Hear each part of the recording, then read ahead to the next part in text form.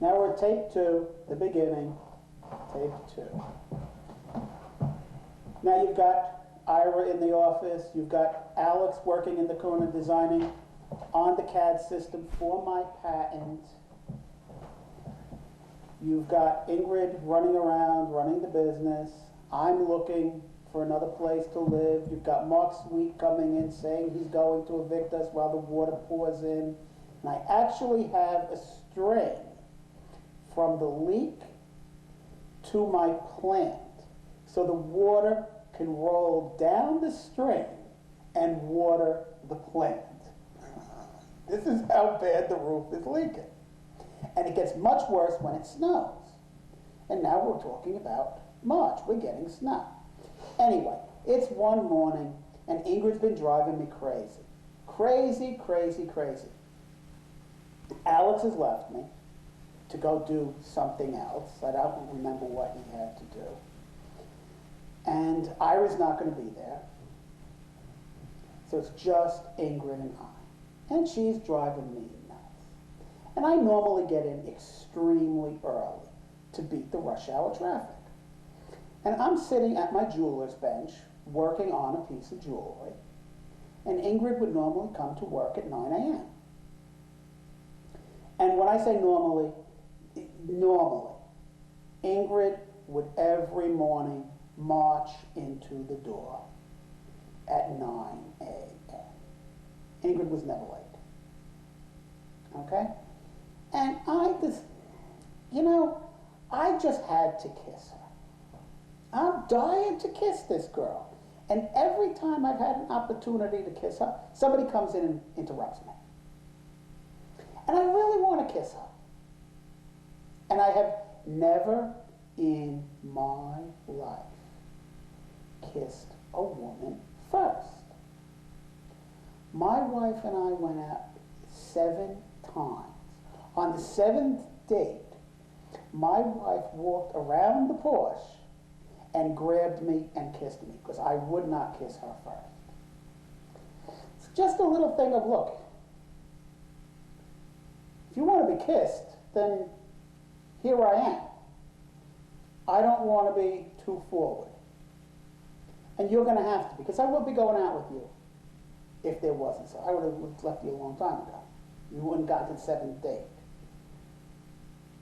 But I want to kiss this girl. So Ingrid comes walking in the door precisely at 9 a.m. And my bench, my jeweler's bench, is right near the opening where you come behind the counter into our personal work area. So I'm sitting at my jeweler's bench, and Ingrid walks in. And Ingrid's standing right there. And I swivel, and I said, freeze. Now, it was comical. Ingrid, being a good little German girl, froze like a statue. And I said, close your eyes. So Ingrid closes her eyes. And all I did is I just sat up, I stood up, and I just took one step over, and I just went, just a little, I mean a little kiss. The way a father would kiss a daughter. On the mouth? On the mouth. But just a little, nope. Okay. Okay? Period. Fine. Ingrid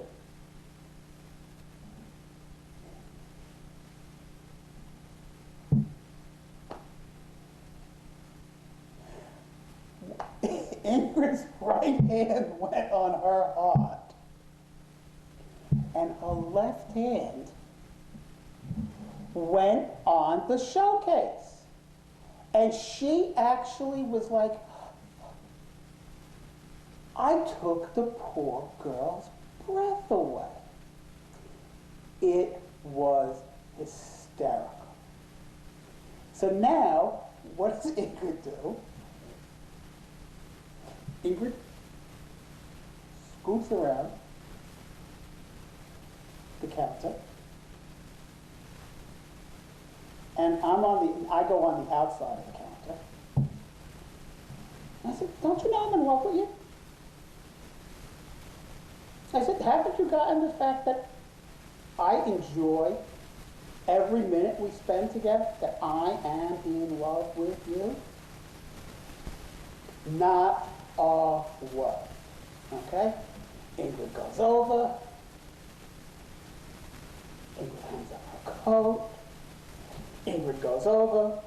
Ingrid turns on her computer. Ingrid starts working. Not a peep. Not a peep out of Ingrid.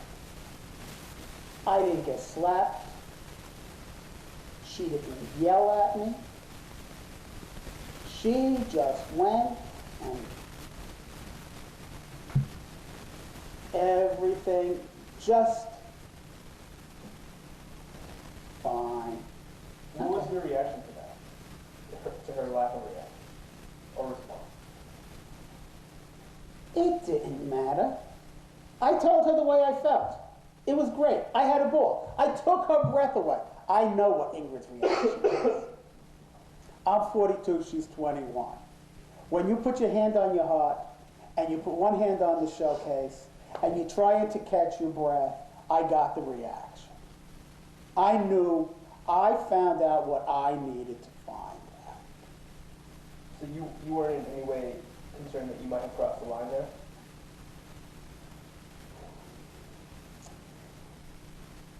If I had crossed the line, Ingrid would have slapped me in the face, walked out the door, and I would have never seen Ingrid again. Au contraire, okay? Big mistake. Did I cross the line? In retrospect, I crossed the line. I crossed the line. Now, comes that afternoon, Ingrid had to go out to lunch with some of her girlfriends. Now, one of the things that we would do in the fly fishing business, being a very artistic business, is people would make fly fishing cards. And I took one of the cards that she liked, and I wrote inside the card, when I'm bad, I'm very, very good. Meaning the kiss and being bad. And I put in $50 and I handed it to her and I said, yeah, go out to lunch. And she went out to lunch, and I can guarantee you this kiss was the topic of conversation. Fine. Never mentioned again. Never, ever, ever mentioned again. Okay. Now, things are a little bit slow, so Ingrid and I started playing cards. Okay, now, I'm pretty good at 500 rumming. How good am I at 500 rumming? My wife, who's no joke, who's no dope, in 20-something years of marriage and 5 years of dating, rarely, if ever, beat me. Ingrid kicks my ass 15, 20 hands a day. Rarely do I beat Ingrid. Okay.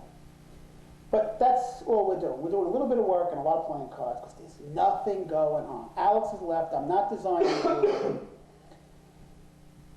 It's always just you and her alone? It's basically almost only Ingrid and I alone. Now, Ira would come up every now and then. But Ira was still like, do I want to get involved? Don't I want to get involved? Do I want to get involved? Don't I want to get involved? And I finally go over and I see the office on 5th Avenue, 595. And honestly, it's a stretch. It's not $1,200 a month. It's $5,000 a month. It's not 500 square feet, it's 2,000 square feet. You're talking about a big operation, okay? I can't do it alone. So what I do, because I'm not getting anywhere with Ira, Ira comes in, and I leave the office. And I said, Ira, you know what? Talk to Ingrid. Because at this point, Ingrid is basically running everything. When it comes to jewelry and fishing, I do the work. When it comes to business, it's Ingrid's baby.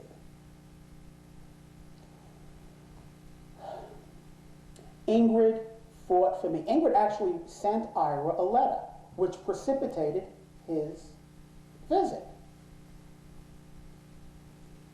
Ingrid was telling Ira how much I do and how successful this operation could be. And I happened to catch the letter only once that I happened to see it. I didn't know what she had written to him. I didn't even know she had written to him. Okay? Well, I left the office and I went out to lunch. And I was there with Ingrid. Ingrid's German. She's 21 years old. Ira's Jewish, extremely religious. When I come back, Ingrid's sitting there with a $60,000 check. Ira gave Ingrid the money to come into business. Fine, now we've been hemming back and forth with the landlord about the rent, eviction, rent, eviction, rent, eviction.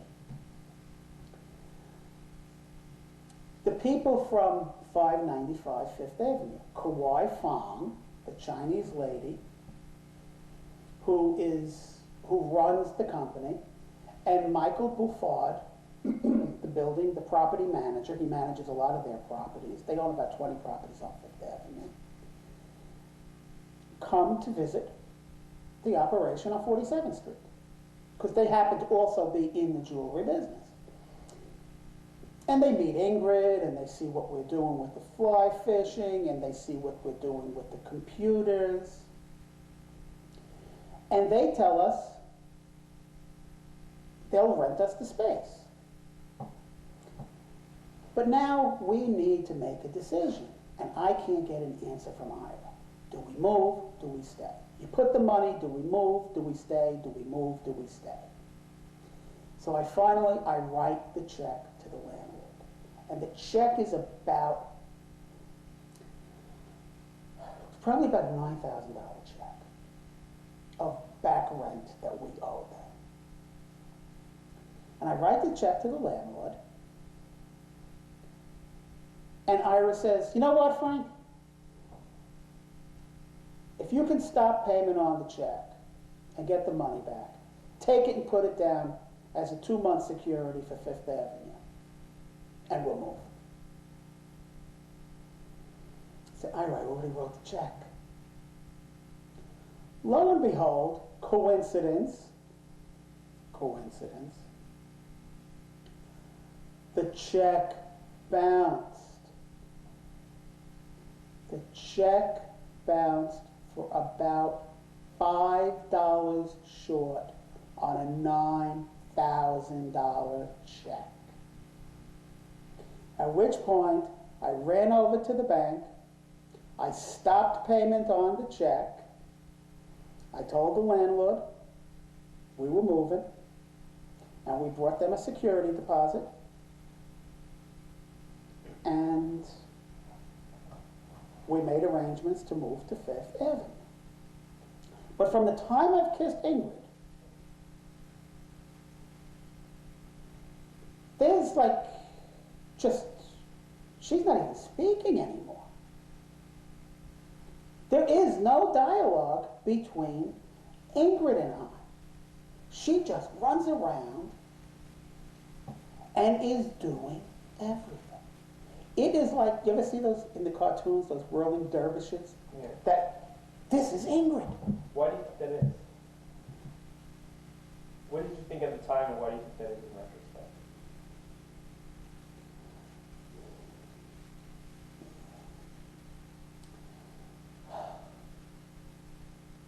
At the time, it was comical. Ingrid didn't know, I guess Ingrid didn't know how to, I don't know. I'm a married man. Let's put it this way. If I were single, Ingrid would never have had a boyfriend. If I was single, Ingrid and I would have probably been together from the day she walked in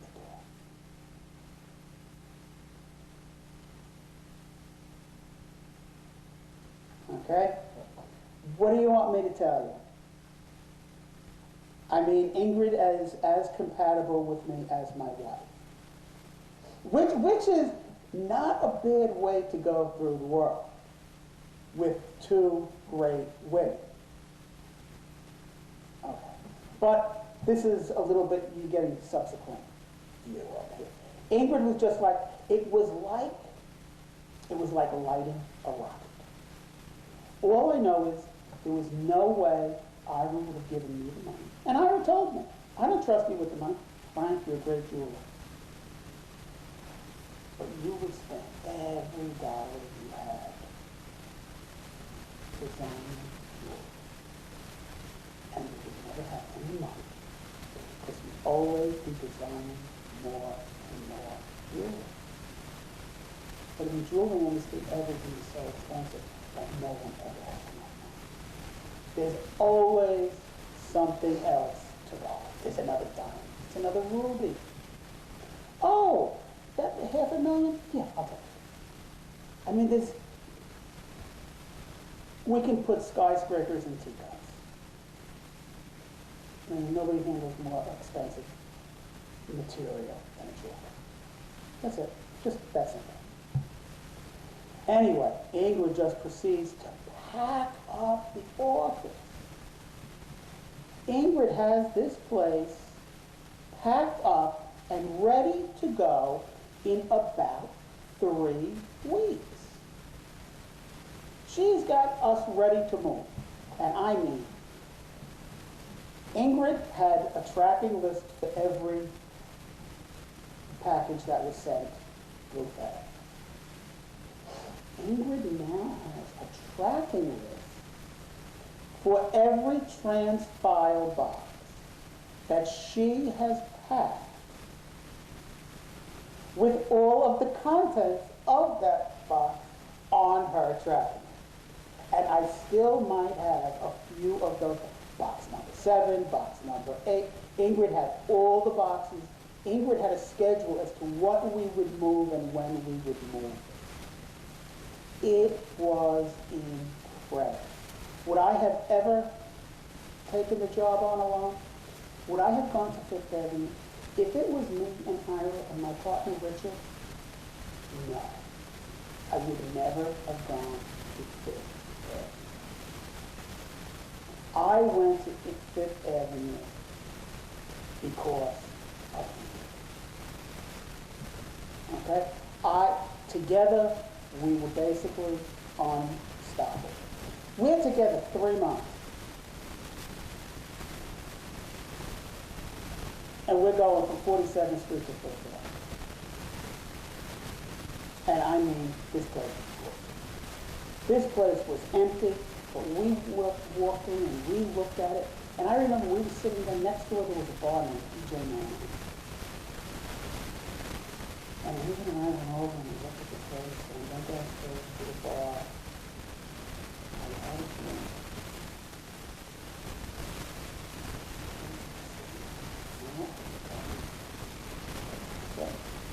Before I was there at the time.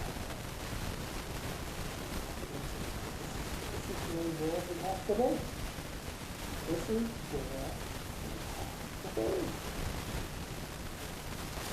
So, anyway, we did one day. We was actually screaming. He's Catholic. I'm Catholic.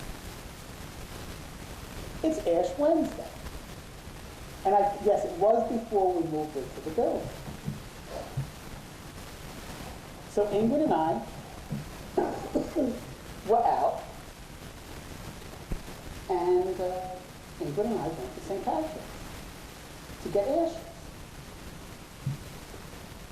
So we're watching people walk out of St. Patrick's Cathedral, and some people have ashes on their heads from side to side. So Ingrid and I are looking. We got to make sure we get the priest with a small thumb, because somebody's really laying out the ashes over here. So we get online, and we go, and Ingrid gets the priest. It was this little guy, this young little priest. But man, he was sticking his finger in those ashes so hard and swiping them across. And we got off the lawn after Ingrid got her ashes and I got mine. And Ingrid turns to look at me, and Ingrid got the ashes all the way across her head. And Ingrid's got so much ash on her forehead that's actually falling down on her cheek. So I took my handkerchief, and here I am wiping off her cheek, and we're laughing like kids. It was hysterical. Okay, we just had a good time. And then we moved into the building. We moved into 595 Avenue. So now Richard had these two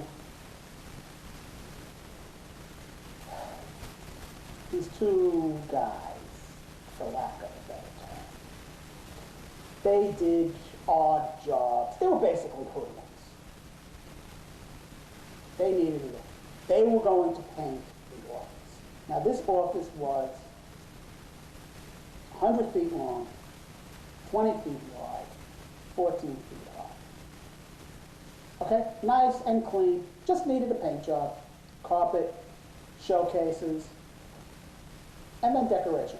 Even, you walked into the building and you looked at it, and I'm saying to myself, this place is too good to be true. The lighting is where I need the light. The bathrooms are beautiful. And they're tucked. There's an area where we could put a coffee pot and a couple of bottles of wine for guests who come up. It's got air conditioning. When you move further in, there's a walk-in vault. A complete vault. And in front of that, there's a private office. This place is unbelievable. We've got to have it. So we give them the money, we get the office. Now these two guys come in and they paint the office. And they really screw it up.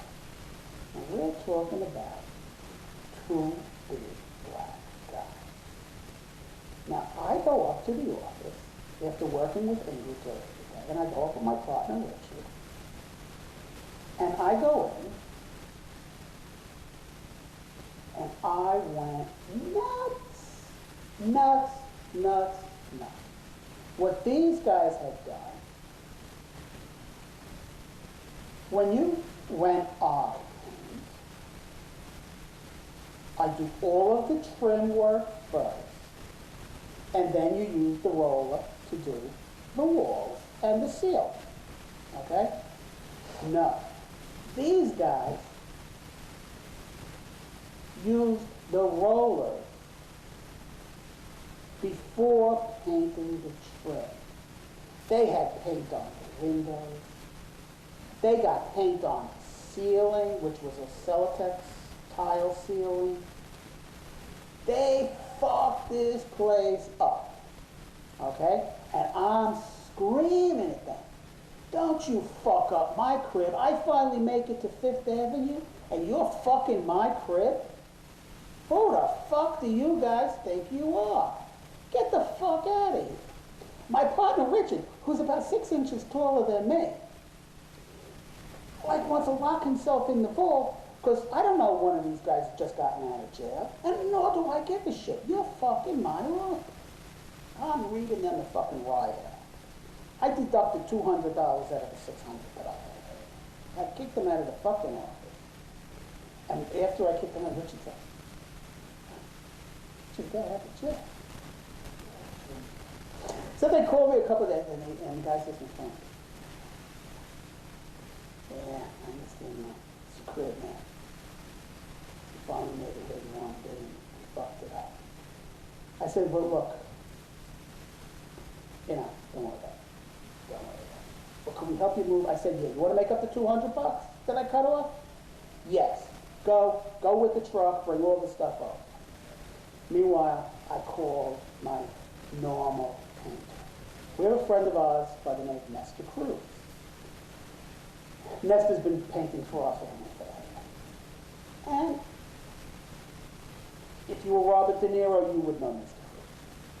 Because he paints De Niro. He paints actors, actresses, he paints their apartments. They send him all over the country painting apartments and doing wallpaper for this company he works for. So Nestor comes in, and the only reason I hired these other two guys was Nestor was busy. He couldn't get in quickly enough, and I really wanted this guy. So Nestor comes in, and Nestor starts laughing. He says, "I'm not fixing it." I said, "What do you mean not fixing it?" He said, "You hired somebody else, you didn't wait for me.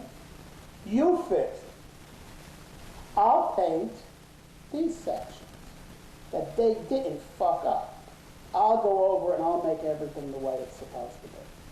But you see all those holidays and shit, all the places, you clean it up. Because I didn't make the mess, I'm not cleaning it up." So here I am, I'm up on the ladder, cleaning the white paint off of the brown aluminum window frame. And Nestor's laughing at me. He's saying, "The next time you wait for me, it would have been easier." I said, "Okay, fine.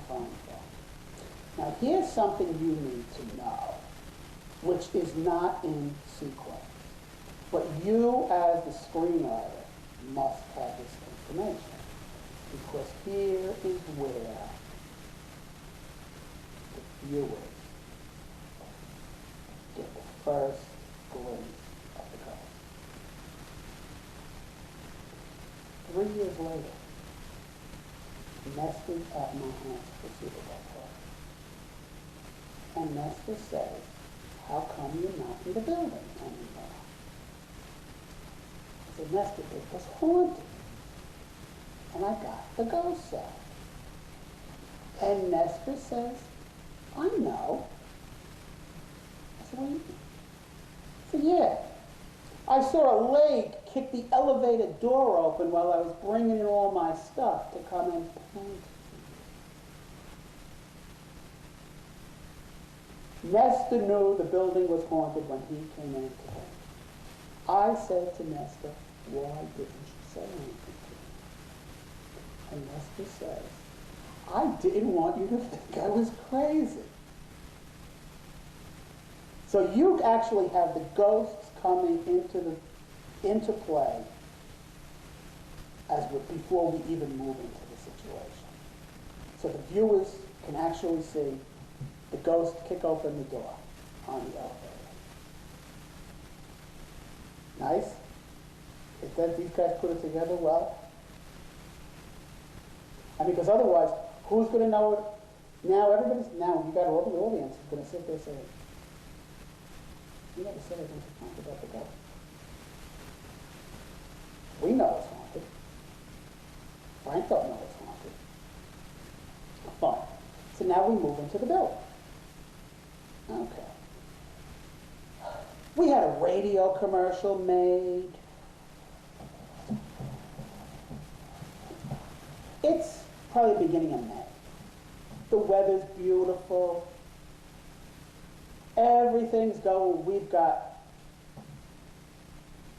We're getting this place up and running. Okay, got the computer system, got the furniture, got the carpeting.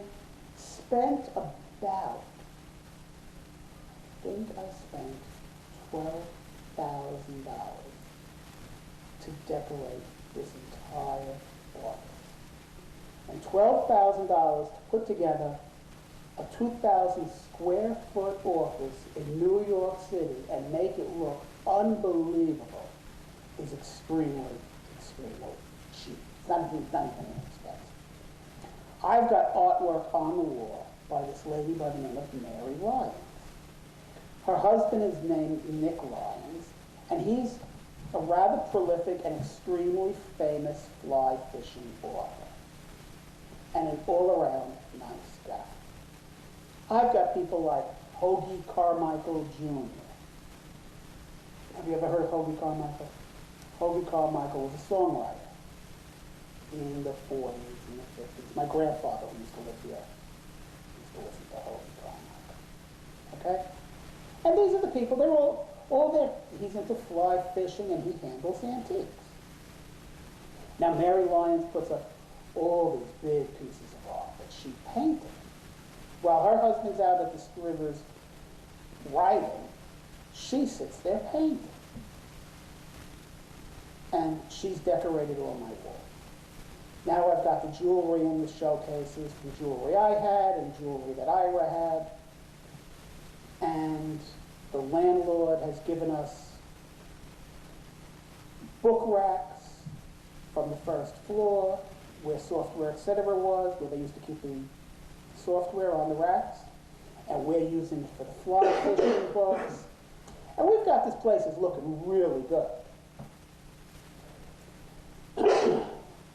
And the landlord sends over, after we open up, and we've got radio ads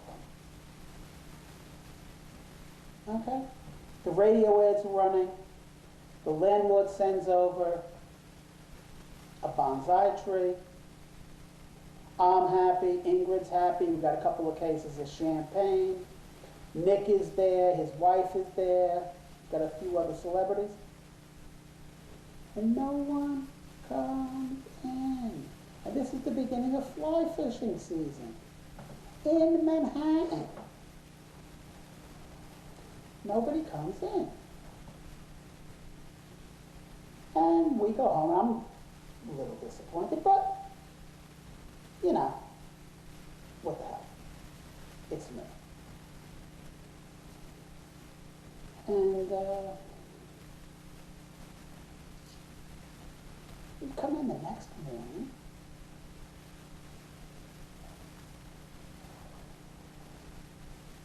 And it's like, the bonsai is dead.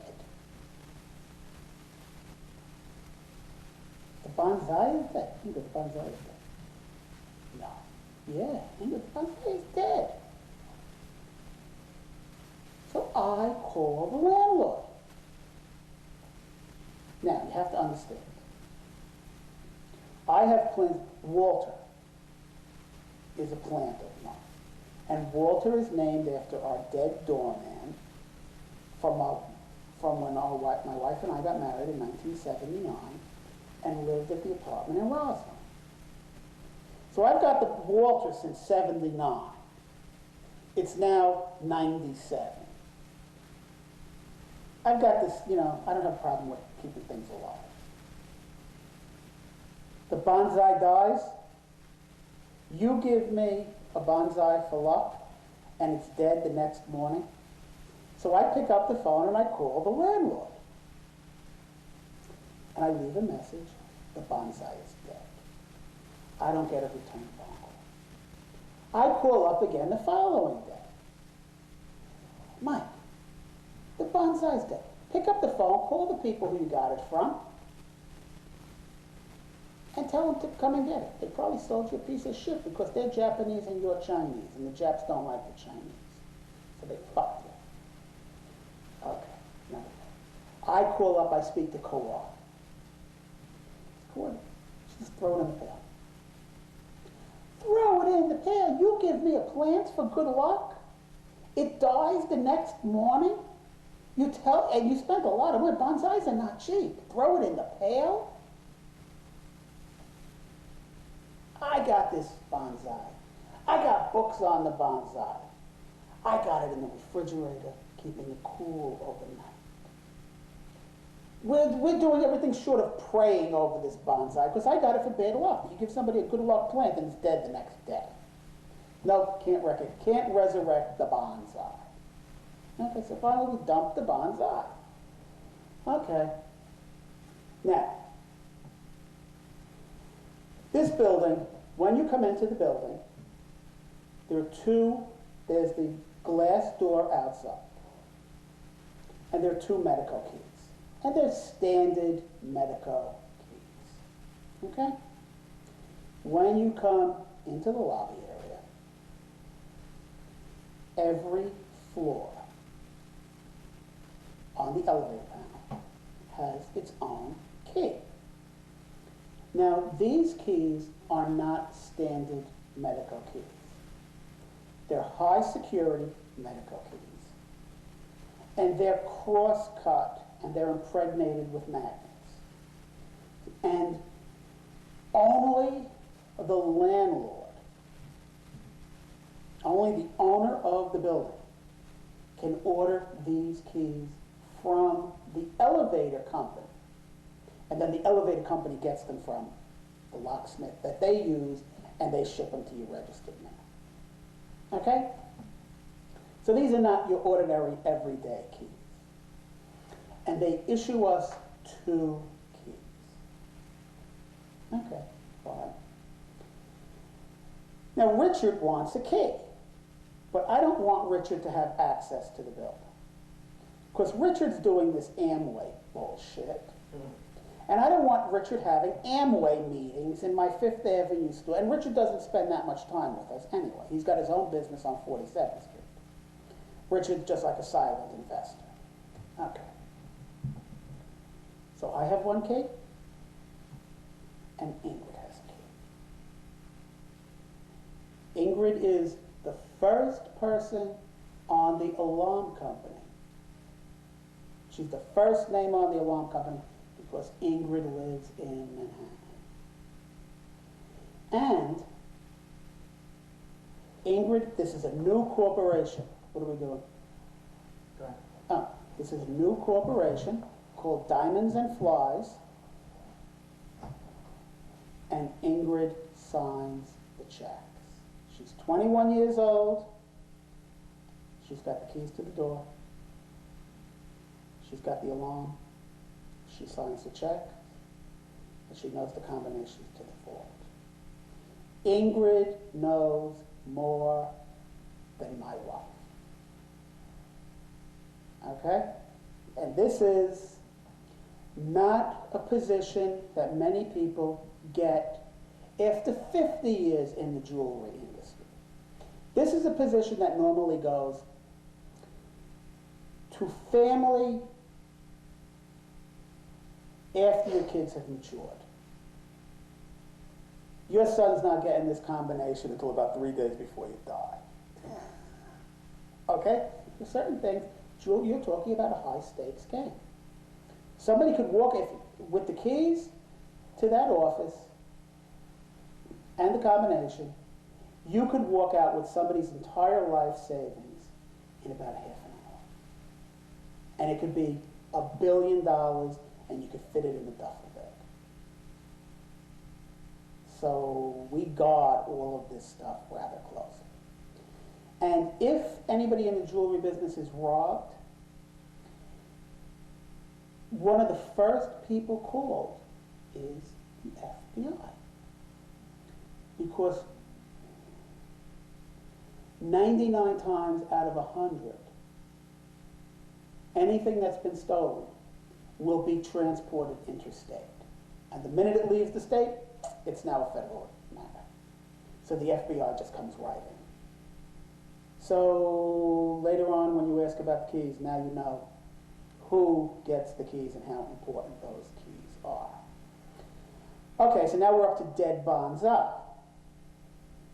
So I throw the bonsai away. So what's doing in the jewelry business? Not a lot. What's doing in the fishing business? Not a lot. Ingrid and I are sitting in this 2,000 square foot gilded cage, playing 500 rummy, 7 hours a day. There's nothing to do. No one is coming in. Customers that I had at the other store, we've moved 1,000 feet. We're probably 1,000 feet from where we were before. We've gone from an office decorated like this to an office decorated like my house, if you wanted to put it in comparison. Okay? And no one's coming in. Now, it's slow, the economy's bad. Ira's not coming in. Ira's not coming in. What's going on? Ira, you're my partner. You're not coming in. We don't see Ira. We're playing cards. The money's dwindling. There's no Ira. Ingrid's starting to get on my nerves. How? Just, you know when you're together too long? And when you're not doing anything? And you're not doing what you want? And you know when you don't know why you're getting on each other's nerves? So one morning, it was a Monday morning, Ingrid came in. And you get, look, I love the kid, but don't break my balls. So I handed, but I have to, I have, with young people, I have a lot of patience. No, with young, talented people. Like waiting to meet you from October until January. Okay? I have, and I'm not gonna, I wasn't gonna,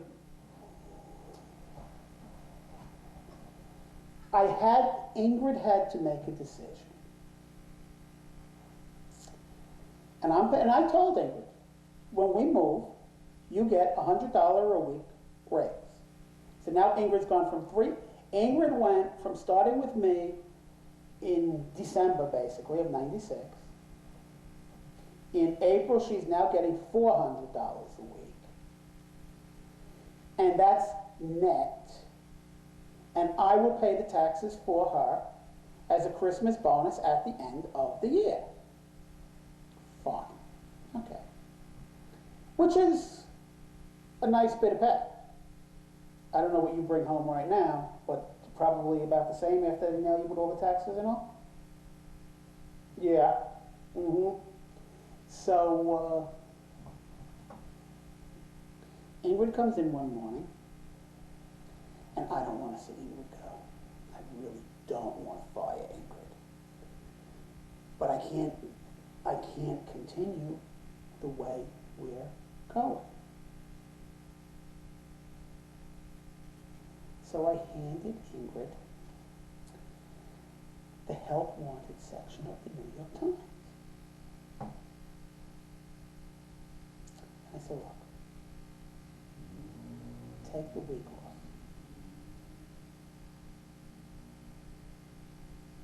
Look for another place. If you decide that you want to be here, that's absolutely fine with me.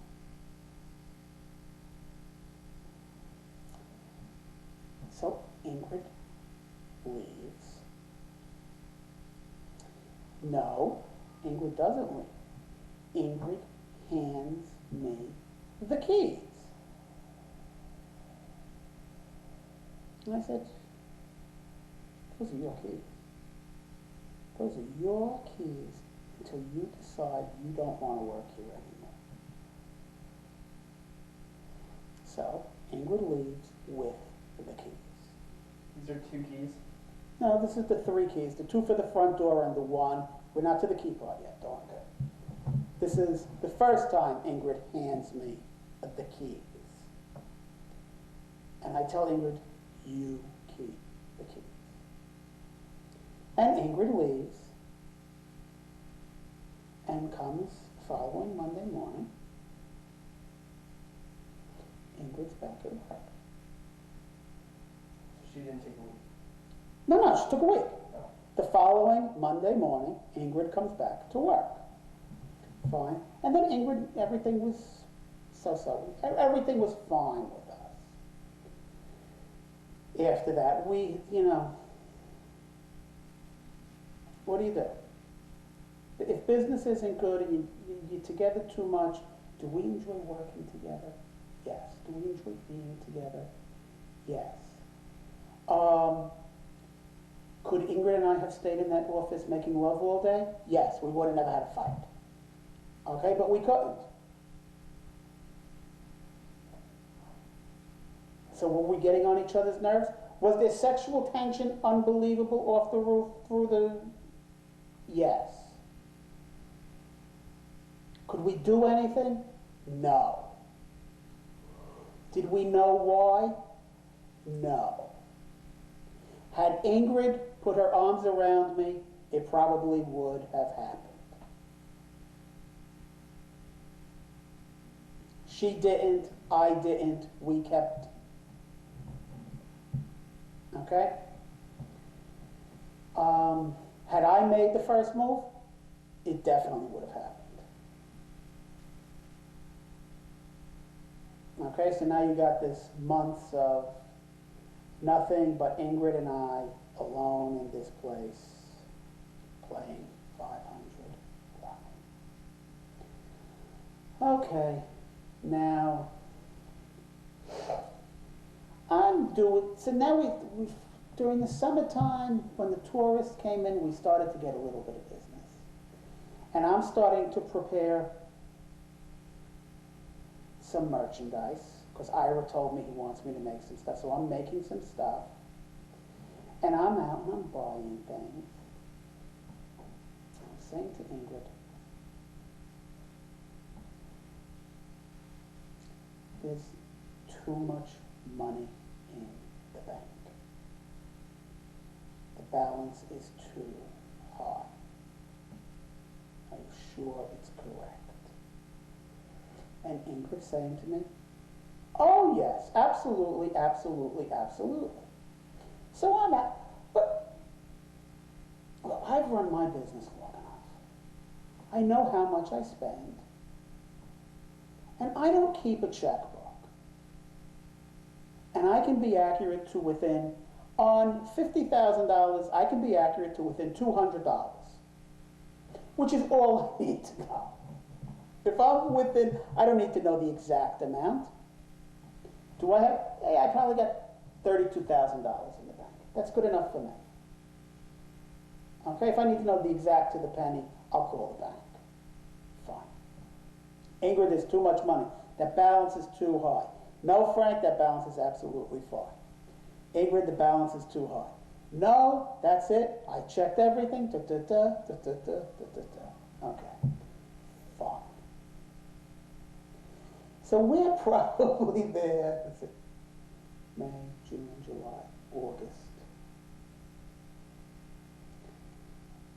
Might have been September. Okay?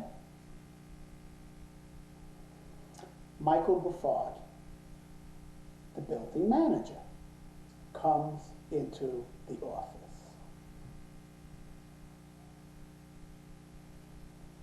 And he says, your security deposit bounced. And I looked at him like, what? He says, your security. I said, Mike, I gave you that in April.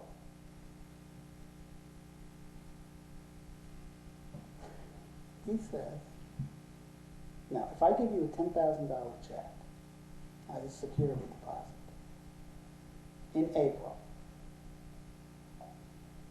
and you come in September, and you tell me it bounced, when did it bounce? In September. I said, Mike, I gave you that in April. He says, yeah, we didn't have time to deposit it. Joe, let me ask you a question. When's the last time you didn't have time to go to the bank and deposit $10,000?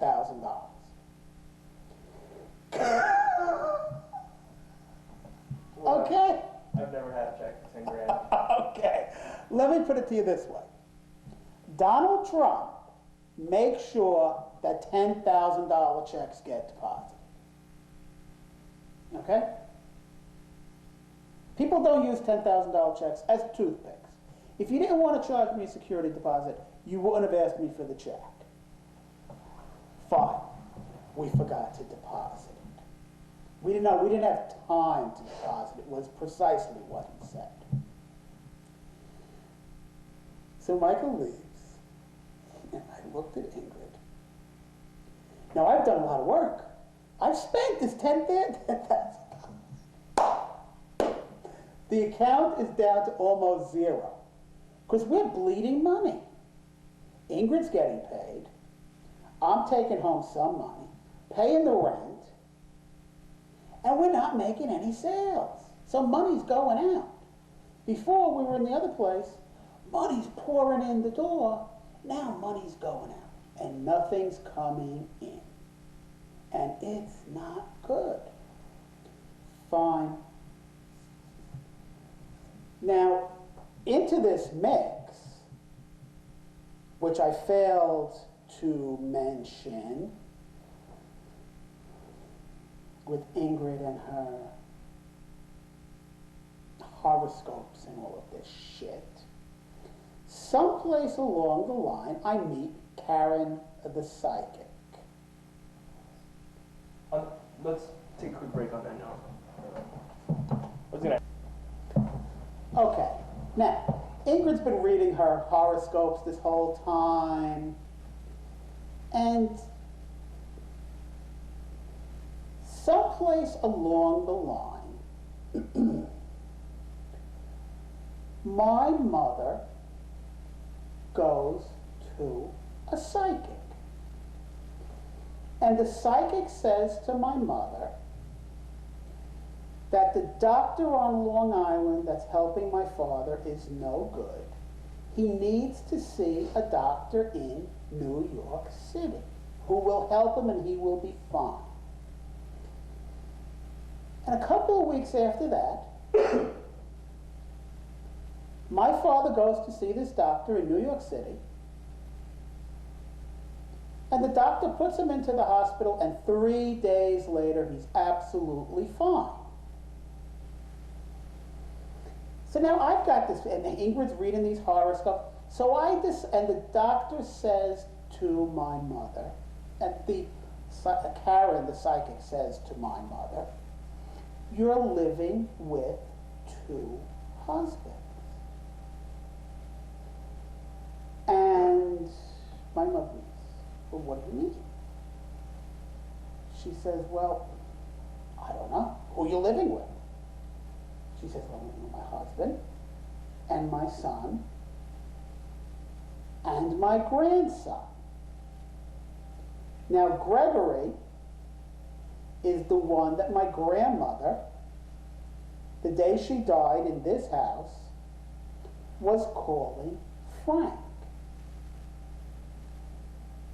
Now, it turns out that the psychic thinks that my son is my father come reincarnated, which means my mother is living with my stepfather and my son, who is my real father. There's 2 husbands. Fine. So I decide to go and see Karen the psychic. And Karen the psychic says to me, "Yes, she's in love with you." fine. Now I have another, what do I need? Yeah, okay, I know she's in love with me. And Karen says, well, Ingrid's gonna make a decision in October. And Karen says to me that, you two, you just ping pong back and forth between the two of you. You think about her and she knows it, and she thinks about you, and you know it, and you two just are. And Karen says, you weren't supposed to marry your wife, you were supposed to wait for Ingrid. Oh, fuck, well, nobody told me I was supposed to wait for Ingrid. What took us so long? So now, okay, but Ingrid's good, and I saw Karen a couple of times, but nothing ever changed. Ingrid would make a decision in October, and fine, and I would have to wait, and Karen wouldn't tell me what the decision was. So, so things are going along, but it's really difficult because I'm in love with her. I don't want her to leave. I wish if the business picked up, Ingrid wouldn't leave. Ingrid wouldn't have to go back to college, even though her parents were bothering her to go finish college, get into college, go finish college, do. They don't know anything about Ingrid and I, but I wish things would move along, but nothing's moving along. The business is not doing great. The relationship's not doing great. It's just a very, very difficult time. And Ira's not coming in the office. And now we got a money shortage too. He's not coming in the office. And one day, I catch Ira. Where do I catch Ira? A block away from the office. I say, Ira, what are you doing? We've got the entire office sitting vacant. Ingrid's not doing anything. I'm not doing anything. And you're down here paying other people to do the work? We better talk. So Ira says to me, I'll be in the office tomorrow. So Ira comes in the next day. Ingrid wasn't, you're flashing, out of tape, you're not recording anymore. Yeah, it's recording, but Why is the light? we're dwindling on tape. Okay, I just wanted a better place to stop. okay. Ingrid is not in the office, and Ira comes in. I said, Ira, what the fuck is going on? You can't leave us hanging like this. You're spending money to have people do work on 47th Street. We're sitting up here doing absolutely nothing. If you wanted, at least we could pay Ingrid what you're paying the people on 47th Street and cover her salary. I don't need to get paid, but she does. And we never see you. We can't make any progress. It would be nice to have some help. Frank, I can't come in this building. What? Frank, I can't come in the building. Keep the money. Ira leaves. Ira has just walked out on our partnership for the second time and told me keep $60,000. He doesn't even want to get paid back. He just wants out of the building. What was the first time you walked out? We had started another venture just regarding the computers and the patents that I own. This was before the move to the This is way before, this is before Ingrid came into my life. Okay. So, and I had worked for Ira in the 80s, early 80s. So, and Ira walks out, and I have never to this day seen Ira again. All right, that's good.